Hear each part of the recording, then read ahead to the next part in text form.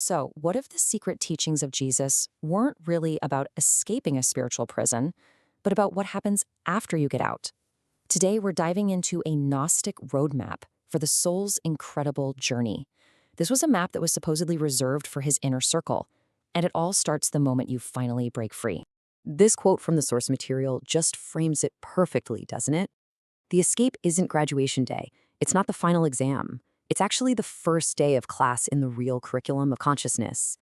So where does this map come from? Well, it's found in ancient texts, like the Secret Book of John and Pistis Sophia. And these weren't just simple stories or parables. They were actually considered dangerous because they offered these incredibly precise metaphysical maps of what lies beyond our everyday reality. And that really is the central question they all try to answer. It's one thing to talk about breaking free, but what does that freedom actually look like? What's really waiting for us on the other side of the wall? Okay, so to really get a handle on the escape, first we have to understand the prison.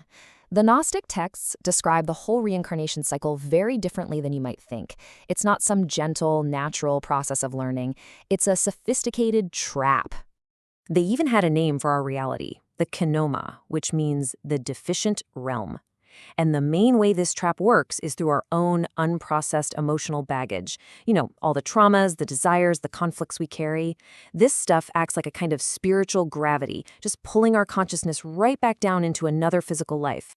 A great way to think about it is like a cosmic washing machine, just endlessly spinning. The system recycles souls by constantly confronting them with their own unfinished business, their old karmic debts, basically compelling them to jump right back in to settle the score. So how in the world do you get out? Well, it's not some vague, fuzzy spiritual goal. According to these texts, a true escape means you have to meet 5 very specific and honestly pretty radical criteria. That's right, 5. 5 distinct, non-negotiable requirements. And these aren't just, helpful suggestions. They are the fundamental shifts in your consciousness that you have to make to break the cycle. Understanding these is the key to everything that comes next. All right, let's walk through them. First, a complete dissolution of attachments. This is where losing everything would feel more like liberation than a loss. Second, you need a visceral, bone-deep recognition that this reality is an illusion. Not just an idea, but something you feel. Third, you have to recover the memory of your true non-material origin. Fourth, you've got to pass what they call the 7 planetary rulers. Now, don't think of these as some external bad guys. Think of them more like internal checkpoints, mastering the core illusions and attachments tied to each of the classical planets.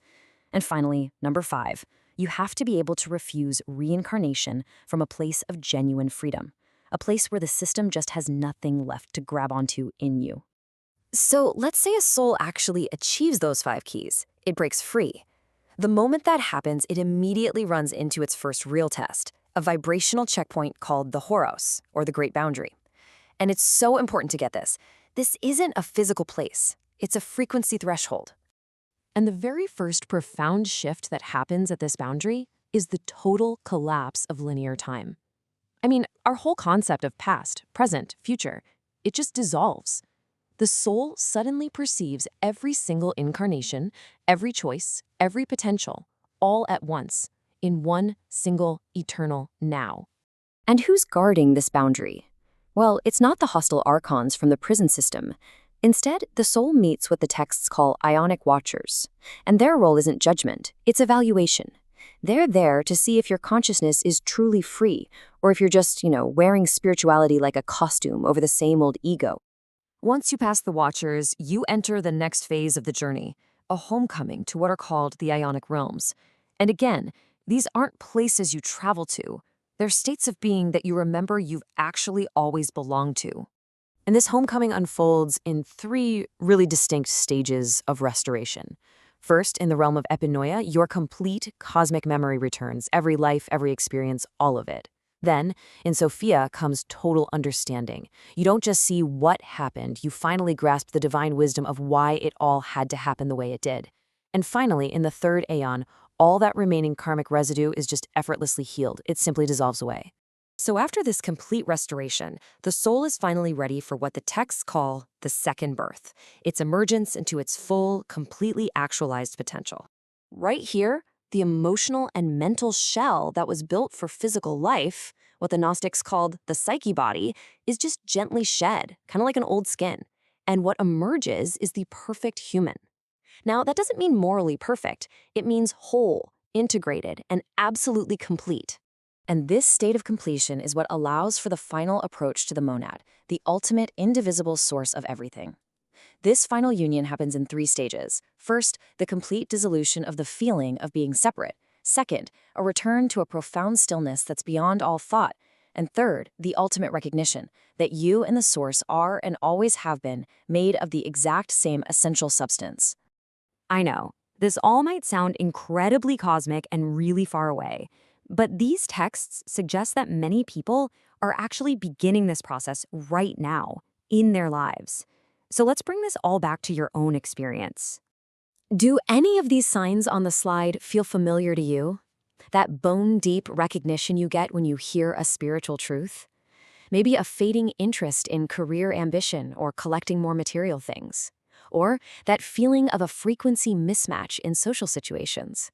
These aren't signs that something's wrong with you. They're indicators that your consciousness is already beginning to orient itself back toward home.